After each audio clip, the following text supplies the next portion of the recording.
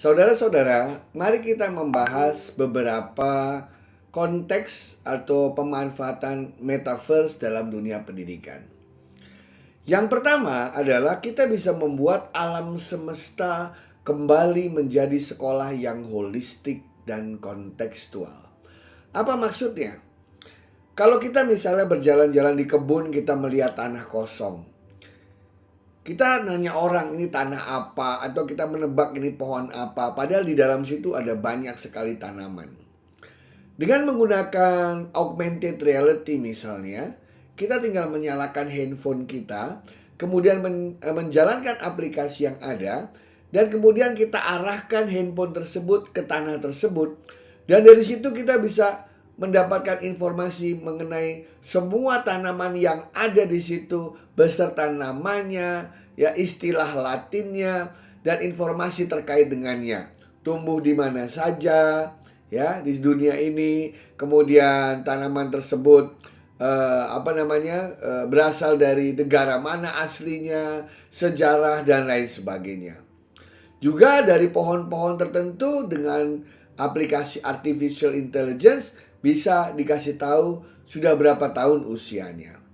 Kemudian kalau kita jalan-jalan di kota misalnya, kita melihat ada gedung, ada bangunan tua yang bersejarah, kita tidak tahu itu apa, apalagi kalau itu bukan kota tempat kita berada. Dengan mengarahkan aplikasi itu, maka kita bisa tahu itu nama gedung apa, siapa yang mendirikannya, tahun berapa, saat ini dipakai untuk apa, bangunannya terbuat dari apa, dan lain sebagainya. Artinya apa? Artinya seluruh alam semesta ini kemanapun kita berada, sejauh kita membawa perangkat atau gadget untuk bisa mengartikan itu semua, maka kita bisa belajar dimanapun. Di depan kita ada belangkon misalnya, ya dengan mengarahkan aplikasi kita dikasih tahu belangkon itu sejarahnya seperti apa, berasalnya dari Jawa Tengah di bagian mana dan lain sebagainya. Kemudian misalnya kita melihat pakaian adat tertentu, kita arahkan di situ langsung dikasih tahu ini pakaian adat mana, ya siapa yang menggunakannya, apa arti dari masing-masing artefak yang ada dalam pakaian tersebut dan lain sebagainya.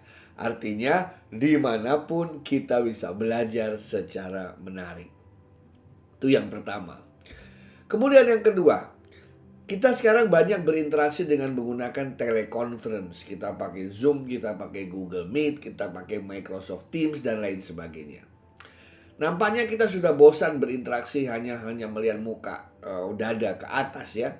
Nah, dengan menggunakan virtual reality, maka kita bisa menjumpai orang lain sesuai dengan avatar tubuhnya ya. Kita masuk ke dalam dunia cyber dengan cara memilih avatar kita. Bahkan kita bisa mereplikasi atau mendigitalisasi muka kita sehingga kita terlihat seperti sebenarnya. Jadi kita bisa bermain di situ, kita bisa lihat semua orang lengkap dengan kepala, kaki, tangan. Kita bertemu dengan teman-teman kita. Bahkan sekarang Mark Zuckerberg sedang berusaha untuk mengakuisisi perusahaan-perusahaan yang bisa menciptakan rasa. Rasa itu artinya, kan rasa itu adanya di kulit. Jadi kalau tangan kita nanti menggunakan sarung tangan khusus, kita biasa merasa menyentuh suatu benda. Saraf-saraf kita bisa paham itu benda-benda apa selain melihat dan mendengar. Dengan kata lain, interaksi dan komunikasi jarak jauh antara manusia semakin menarik dan menyenangkan. Saya membayangkan lagi belajar bahasa Inggris dengan orang Amerika, saya belajar bahasa Perancis dengan orang-orang di Paris, saya belajar bahasa Belanda dengan orang-orang yang ada di Maastricht gitu ya. Dan terlihat secara natural.